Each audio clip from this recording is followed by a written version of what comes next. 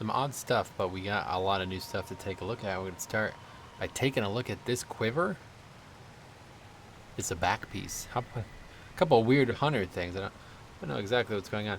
Didn't want to make a video about hunter stuff, but look at that bow. That's pretty bizarre. Anyway, let's take a look at the new Death Knight Legendaries. So, seemingly they're adding legendaries for each covenant now. I assume it's actually going to be part of a like a system where you just get it for free, something like that. Doesn't seem like anything else is different. Haven't looked at it too hard, but of course Crimson Rune's the one we've been favoring. Still generating 5 bone shield charges, 40% runic regeneration rate. So nothing changed there, but let's take a look. We got one for each covenant now, and again, I think you're probably just going to get these for free. Maybe even just the pattern, probably, but you get the pattern probably just through the renowned situation. So here is the Ventir one, which is most people's choice. When Swarming Mist ends, it deals a lot of shadow damage to 5 nearby enemies, healing you for 25% of the damage dealt. The damage is increased by 2% for every 1 runic power spent while Swarming Mist was active. Now that's pretty good. I feel like it's relatively hard to use compared to the other ones, but that's got to be great. I mean, first of all, that's a lot of damage. 5 nearby enemies.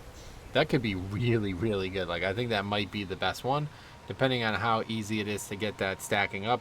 I mean, that's 2% for every 1 runic power. I mean, I think that's probably unfinished. Because, I mean, I don't know how long Swarming Mist lasts, but surely it's going to be at least 45 runic power, right? Like, I mean, what's the least you could actually spend? I'm unsure. So, that's maybe, I don't know. We'll see what that looks like. Here's the Abomination's Frenzy. Abomination Limb duration is increased by 4 seconds, and the frequency it grants Bone Shield is increased by 2 seconds. So 4 seconds extra duration. But additionally, enemies pulled by Abomination Limb take 10% increased damage from you for 12 seconds. So that's pretty damn good. I don't know how often it actually pulls something, though. I've never actually used it. But I'd imagine that is going to be a very potent offensive legendary. That, to me, strikes me as the best offensive legendary for 5-mans in the game. Really, both of those, the last two we just looked at, are probably going to be exceptionally good for offense, which is a bit unfortunate when you see the other ones. But it's still, it's pretty, I mean, that's got to be better than the current options, right? Surely. But in raids, obviously not going to do anything. It's not going to pull anybody. And the duration lasting 4 seconds longer, probably not big enough a deal. We also have Final Sentences for Kyrian. When Shackled and Unworthy spreads, instantly gain a rune, and your damage is increased by 2%, stacking up to 10% for 10 seconds. So, stacking up to 10% again seems quite off compared to the Insatiable Hunger situation. But again, I think one of these is probably just wrong. But 10% extra damage for 10 seconds, I mean, it's going to take a while to get there. But gaining a rune, I mean, that's pretty interesting. I don't exactly know how often, like how reliable you can spread it. Again, I've not used the Covenant, but is it something possible to just spread for like a way longer time than its actual CD might indicate? Like, it's a 1-minute CD, so can you spread it for like 30 seconds? I don't actually know. Don't know how it works, but it's interesting. And of course, here's the one that we want to check out. Rampant Transference. The strength gained from Death's Due is increased by 1% and persists for 2 seconds longer. While standing within your Death's Due, your runic power generation is increased by 20%. Now that is interesting. First of all, what you might overlook here is strength gained going up by 1%, very likely to be 1% per stack, right? So that's going to be absolutely huge. I mean, that's effectively doubled it, right? And persists 2 seconds longer. Again, could be a really big part of this legendary, because if you played the legendary, if you played the spec at all with the Covenant, you would know that the hardest part of using Death's Due well is keeping the buff up 100% of the time. And you know, it shouldn't be, you know, if you play perfectly, it's very, very easy. But a lot of times when you're kiting or you're not able to be in melee range for some reason, you're going to lose a lot of stacks there. So is that worth it alone? I don't know. But then the second part, very, very interesting to me. While standing within your Death's Due, your runic power generation is increased by 20%. Now, 20% might seem a little low to me right now, but I love the concept. I love anything that makes any ability that you drop on the ground empower you further. Like Paladin was always great because of Consecrate with that. D&D is similar, but not quite as good. but I love the concept here. I think maybe they could make that something different, and I would still be very satisfied.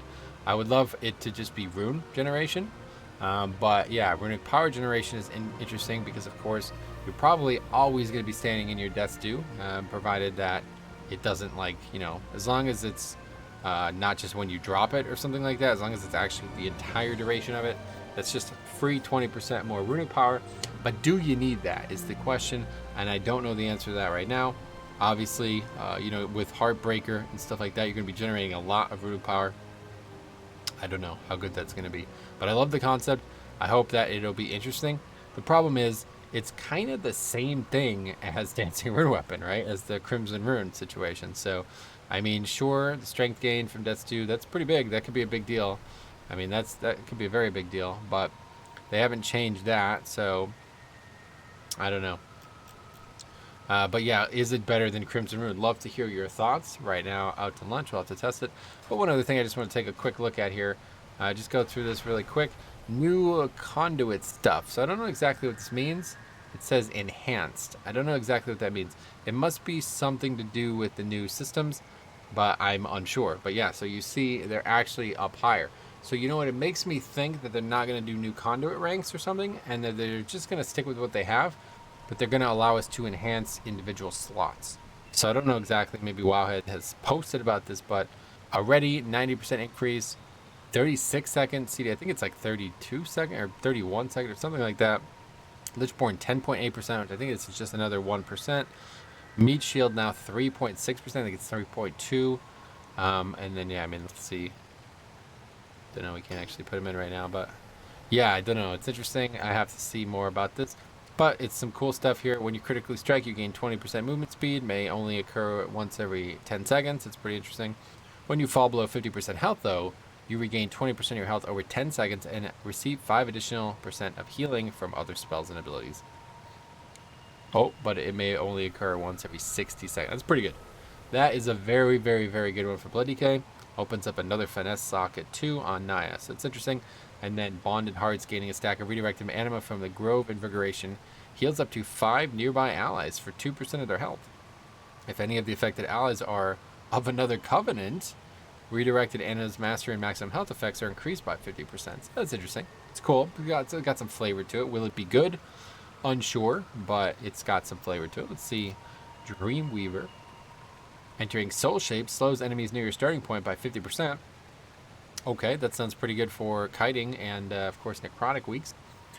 We have Waking Dream. When you take damage below 80% health, you gain a shield for 30% of that damage amount, lasting 3 seconds. That's going to be very good for the Blood Death Knight. And then our final one is dealing damage or healing a target grants you 1% increased damage or healing to that target for 4 seconds, up to 3%. So that's pretty damn good. Realistically, it doesn't work with Death Strike. I don't know. Do I actually heal myself and gain this? I don't know. If so, seems extremely good. We have some problems with Dreamweaver, of course. This is not very good. And Pod Tender is a bit awkward. But those are really potent so far. Let's see the final Corian here, our main man. Hunt's Exhilaration. When damaging an enemy or healing an ally within 8 yards, you gain 3% leech. We like leech. After interrupting or disorienting an enemy, they deal 5% less damage for 5 seconds. Pretty damn good too. And we have when your damage or healing is enhanced by Wild Hunt Tactics, which I believe is, yeah, that's the name of this one. Damage to target below or above 75% health, blah, blah, blah. So whenever that happens, you gain Wild Hunt Stratagem for 1 minute. The next time you deal damage to an enemy who is below 35% health or heal an ally who is above 75% health, Wild Hunt Stratagem is activated to increase your damage and healing to such targets by 5%. So it's interesting. The main thing I've always liked about this was it's like kind of like a really bulky option. You know what I'm saying? You got a lot of good defensive traits in here. I don't know. What do you guys think if you were Night Fae? Which would you pick? Seemingly, they're active immediately. I don't fully understand. Is there a renown tab? No, I mean, we're 40 renown, so we got a long ways to go. A lot of new... oh, yeah, there we go. Access Naya's 11th row of Soulbind traits. So it's going to be a while before we get all this stuff, I would imagine. I don't think it's going to be very quick, but looks like it's going to be all the way down the tab before we get it all. But I'm excited to see that because, of course, any new power is always exciting for Bloody King. But, of course, there's going to be some interesting new strategies that might come into play, too. So let me know what you think, especially about the legendary situation. I'm very excited about that. Will it be something that could be used? I don't know. Right now, Crimson Rune's extremely powerful. And, frankly, will that be better? The problem is not a lot of people play Night Phase. So if you're one of the few, one of the proud, will you be able to get good information on this? Because not a lot of people are going to do it. I guess I'm going to have to try it out. Thanks for watching. We'll see you in the next one.